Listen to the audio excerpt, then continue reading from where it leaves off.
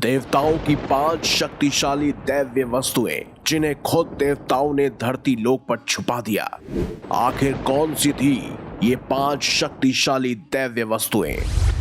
आप देख रहे हैं मिस्टीरियस हिंदू। तो चलिए अब करते हैं ज्ञान की बात। वीडियो में आगे बढ़ने से पहले हमारे चैनल को सब्सक्राइब अवश्य कीजिएगा और बेल आइकन जरूर दबाएं। साथ ही कमेंट बॉक्स में जय श्री कृष्ण जय श्री राम अवश्य लिखिएगा। प्राचीन काल में ऐसी बहुत सारी वस्तुएं मौजूद थी जिनके बल पर देवता, उनके अंशावतार या मनुष्य असीम शक्ति और चमत्कारों से परिपूर्ण हो जाते थे। उन वस्तुओं के बगैर व्यक्ति खुद को असहाय मानता था। कहते हैं ऐसी वस्तुएं आज भी किसी स्थान विशेष पर सुरक्षित छुपाई गई हैं।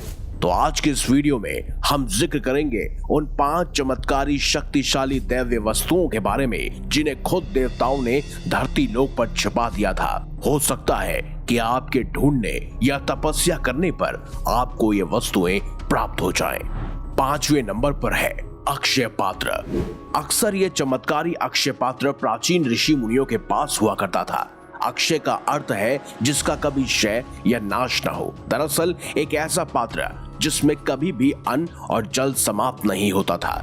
वहीं महाभारत में अक्षय पात्र संबंधित एक कथा भी मौजूद है। जब 5 पांडव द्रौपदी के साथ 12 वर्षों के लिए जंगल में रहने चले गए थे, तब उनकी मुलाकात कई तरह के साधु संतों से हुई थी। वो कुटिया बनाकर रह रहे थे और वहां पर भ्रमणशील साधु संतों के जत्थे उनसे मिलने के लिए और कुटिया में प्रवास करने के लिए आते थे। एक दिन उनकी कुटिया में स्वयं ऋषि दुर्वासा पहुंचे, वो भी अपने कई सारे शिष्यों के साथ।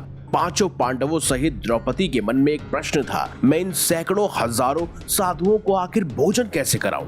कहते हैं तब पुरोहित धौम्य ने उन्हें सूर्य के 108 नामों के साथ आराधना करने के लिए कहा।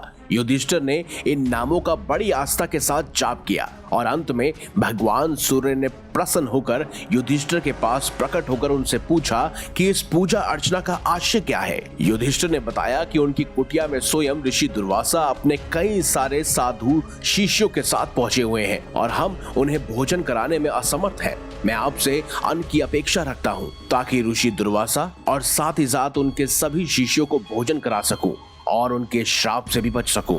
कहते हैं तब सूर्यदेव ने एक तांबे का पात्र देकर युधिष्ठिर से कहा, हे युधिष्ठिर, तुम्हारी कामना पूर्ण हो। मैं 12 वर्ष तक तुम्हें अन्न दान करूंगा। ये तांबे का बर्तन मैं तुम्हें देता हूँ। तुम्हारे पास फल, फूल, शाक आदि 4 प्रकार की भोजन सामग्रियां तब तक अक्षय रहेंगी जब तक कि द्रौपदी उन्हें परोसती रहेगी। तांबे का वह अक्षय पात्र लेकर युधिष्ठिर बहुत प्रसन्न हुए और अंत में उन्होंने ऋषि दुर्वासा साथ ही साथ उनके सभी शिष्यों को भोजन कराया। वहीं जन श्रुतियों के अनुसार इस तरह के कई सारे अक्षय पात्र आज भी हिमालय के साधुओं के पास मौजूद है। ये पात्र सूर्य की साधना से ही प्राप्त होता है, लेकिन महाभारत के दौरान इस्तेमाल किया गया द्रौपदी का वो अक्षय पात्र आज भी हिमालय की किसी पहाड़ी में दफन है। 4थे नंबर पर है कर्ण के कवच और कुंडल। जैसा कि हम पहले से ही जानते हैं और इस विषय पर हम बहुत सारे वीडियोस पहले भी बना चुके हैं, कर्ण के कवच और कुंडल जन्म से ही उन्हें प्राप्त थे। दरअसल वो स्वयं सूर्य के ही अंश माने जाते हैं। कर्ण के कवच और कुंडल स्वयं अमृत से निर्मित थे। कुंडल उन्हें स्फूर्ति और शक्ति प्रदान करता था और कवच दिव्य अस्त्रों से उनकी सुरक्षा करता था। कहते हैं महाभारत के युद्ध के दौरान उनके कवच और कुंडल को छल से इंद्र ने अपने पास ले लिया था, जिसकी वजह से युद्ध के अंत में स्वयं कर्ण का वध संभव हो पाया। लेकिन कहते हैं कि कर्ण का कवच और कुंडल जब इंद्र स्वर्ग लोक लेके जा रहे थे, तब देवों द्वारा उन्हें रोक दिया गया, क्योंकि छल से प्राप्त की गई कोई भी वस्तु स्वर्ग लोक में नहीं लेके जा सकते हैं। इसीलिए इंद्रदेव को कर्ण के कवच और कुंडल धरती पर कहीं छुपाने पड़े। बहुत से जनश्रुति कहती हैं कि ओम नामक पर्वत पर ही कर्ण के कवच और कुंडल को छुपाया गया है। इस विषय में आपका क्या मानना है, कमेंट बॉक्स में हमें अवश्य बताइएगा। 3रे नंबर पर मौजूद दैव्य वस्तु गांडीव धनुष और तरकश है। कहते हैं ऋषि दधीची ने देश हित के लिए अपनी हड्डियों का दान किया और उन्हीं हड्डियों से 3 धनुष बने, गांडीव, पिनाक और सारंग। पिनाक धनुष स्वयं भगवान शिव का धनुष था, वहीं सारंग स्वयं भगवान विष्णु का, जिसके बाद उसे स्वयं भगवान श्री कृष्ण ने इस्तेमाल किया था। लेकिन सबसे हैरान कर देने वाला है गांडीव धनुष और तरकश। कहते हैं कि गांडीव धनुष अलौकिक था। ये धनुष वरुण देव के पास था। वरुण ने इसे अग्निदेव को दिया और अग्निदेव से अर्जुन को यह प्राप्त हुआ। ये धनुष देव, दानव और गंधर्वों से अत्यंत वर्षों तक पूजित रहा था। कहते हैं वो किसी भी शस्त्र, दिव्यास्त्र से नष्ट नहीं हो सकता था। जो भी इसे धारण करता था उसमें शक्ति का संचार हो जाता था। वहीं अक्षय तरकश जो अर्जुन के पास मौजूद था, कहते हैं अर्जुन के अक्षय तरकश के बाण कभी भी समाप्त नहीं होते थे और इसकी वजह से ही अर्जुन एक महान धनुर्धारी भी बने थे। वहीं स्वर्गारोहण के दौरान धीरे धीरे करके सभी पांडवों ने अपने अस्त्र शस्त्र त्यागे थे। अग्निदेव के कहने पर अर्जुन ने स्वयं एक तालाब में अपने गांडीव धनुष और साथ ही साथ अक्षय तरकश को भी डाल दिया था। कहते हैं इसके बाद अग्निदेव ने स्वयं गांडीव धनुष को और अक्षय तरकश को कहीं धरती पर छिपा दिया था। जनश्रुति का मानना है कि उत्तराखंड ही वो जगह है जहां पर गांडीव धनुष और अक्षय तरकश कहीं छुपे हुए हैं। अब बात करते हैं दूसरे नंबर पर मौजूद 3 ऐसी चमत्कारी मणियों के बारे में जिन्हें धरती पर छुपाया गया है। उनमें से एक है पारस मणि, जिसका जिक्र पौराणिक और लोक कथाओं में खूब किया गया है। इसके हजारों किस्से और कहानियां समाज में आज भी प्रचलित है।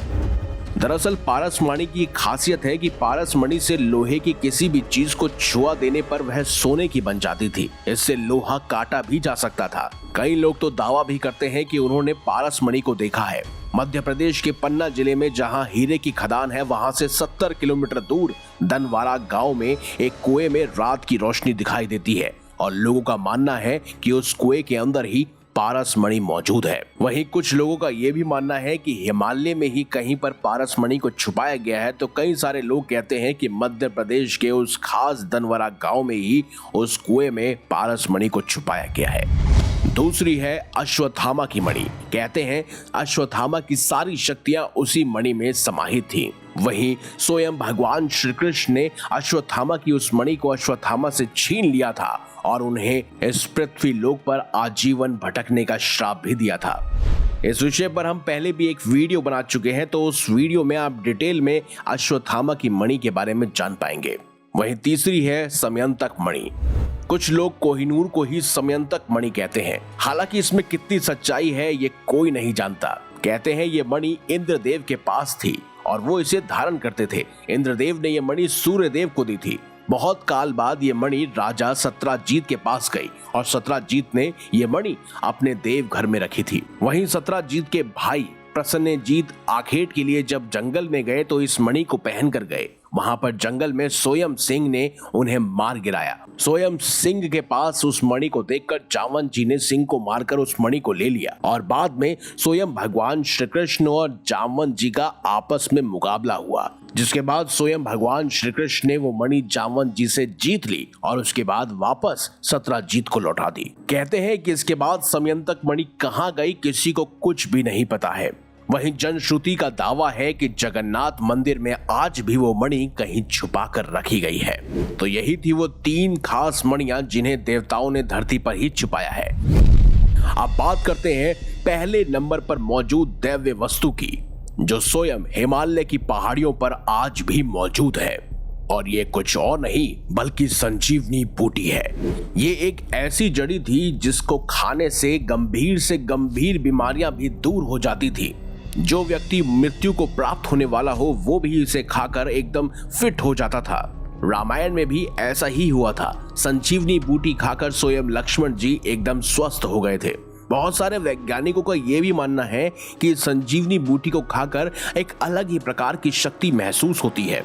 कई साधु संतों का दावा है कि इसका सेवन करने से भूत भविष्य का ज्ञान प्राप्त हो जाता है। वहीं आयुर्वेद और अर्थवेद में उल्लेख है कि इस औषधि का सेवन करने से व्यक्ति 500 वर्ष तक निरोगी रहकर जिंदा रह सकता है। माना जाता है कि जड़ी बूटियों के बल पर जहां सभी तरह के दुख दर्द दूर किए जा सकते हैं, वहीं धनवान भी बना जा सकता है। जनश्रुति और साथ ही साथ कई सारे इंटरनेट पर मौजूद आर्टिकल्स में आपको ये पढ़ने और सुनने को मिल जाएगा कि संजीवनी बूटी हिमालय के किसी पहाड़ी पर आज भी मौजूद है। बस फर्क इतना है कि लोगों को उसका हुलिया, उसका रंग रूप नहीं पता, वरना आजकल दवाई बनाने वाली कंपनियां उस संजीवनी बूटी को नहीं छोड़ती। तो यही थी वो 5 दैव्य वस्तुएं जिन्हें स्वयं देवताओं ने धरती पर छुपाया था और अगर इनमें से कोई भी आपको प्राप्त हो गई तो शायद आप भी निरोगी, शक्तिशाली और धनवान बन सकते हैं। आपका इस विषय पर क्या मानना है कमेंट बॉक्स में हमें अवश्य बताएं। अगर आपको वीडियो अच्छी लगी है तो लाइक करें, हमारे चैनल को सब्सक्राइब करें और ज्यादा से ज्यादा शेयर भी करें। तो मिलेंगे अगली बार एक नई खास वीडियो के साथ। तब तक के लिए देखते रहिए संपूर्ण ज्ञान का केंद्र बिंदु मिस्टीरियस हिंदू।